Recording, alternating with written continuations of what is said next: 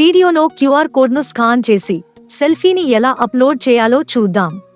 మీరు QR code scan చేసిన వెంటనే అది మిమ్మల్ని లాగిన్ పేజీకి తీసుకెళ్తుంది.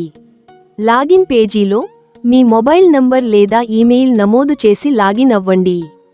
ఆ తర్వాత ఓటీపీ నమోదు చేసి కొనసాగండి. మీరు లాగిన్ అయిన తర్వాత మిమ్మల్ని సెల్ఫీ అప్లోడ్ పేజీకి తీసుకెళతారు.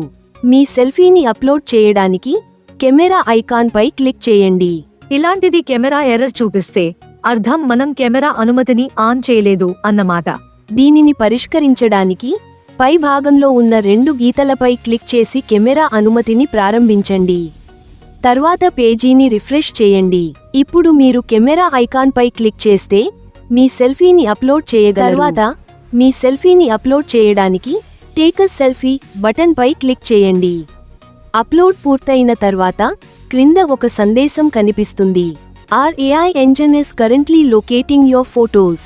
మీకు సరిపోలిన ఫోటోలు ఉంటే మీరు ఈ పేజీని రిఫ్రెష్ చేసిన వెంటనే కనిపిస్తాయి.